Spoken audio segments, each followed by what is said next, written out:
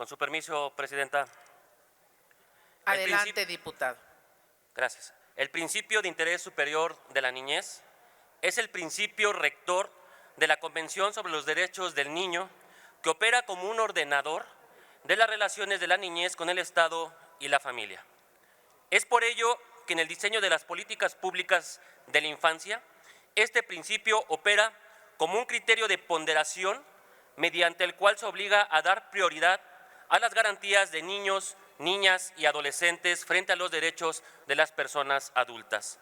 Al respecto, el artículo 4 de la Convención sobre los Derechos del Niño establece que los Estados partes adoptarán todas las medidas administrativas, legislativas y de otra índole para dar efectividad a los derechos reconocidos en la presente Convención. Por ello, para cumplir con lo mandatado en la Convención y con el principio de progresividad, se requieren presupuestos suficientes, hasta el máximo disponible, elaborados sobre la base de directrices claras para el cumplimiento de los objetivos de gobierno en materia de niñez y de la adolescencia. Con respecto a los presupuestos, se han logrado importantes avances legislativos en materia de igualdad de género, ya que en el 2012 se incorporó la perspectiva de género en la Ley Federal de Presupuesto y Responsabilidad Hacendaria. La segunda reforma será en el año de 2014, orientada a la atención de niñas, niños y adolescentes en los anexos transversales, señalando las previsiones del gasto en el presupuesto de egresos de la Federación. Si bien se han dado algunos cambios legislativos en materia presupuestal, en lo que respecta a la infancia, es importante fortalecer este apartado con el objeto de garantizar las acciones encaminadas en la protección de los derechos de este grupo poblacional. Es sustancial recalcar que el Gobierno está obligado a considerar en sus políticas públicas priorizar recursos suficientes y adecuados a la niñez y a la adolescencia. Esto de conformidad con nuestra Carta Magna, la Ley General de los Derechos de Niñas, Niños y Adolescentes y los tratados internacionales de los cuales es parte nuestro país.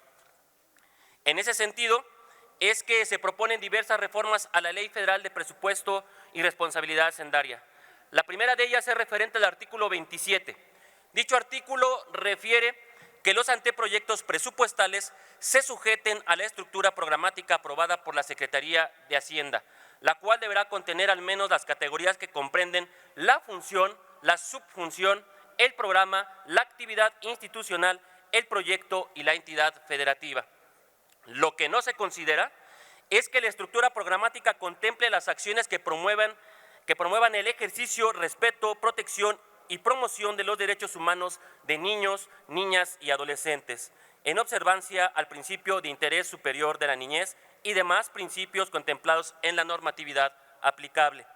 Por lo anterior, es que se propone adicionar una cuarta fracción al artículo 27 para establecer que desde los anteproyectos ya se consideren acciones presupuestales para atender a la niñez y a la adolescencia.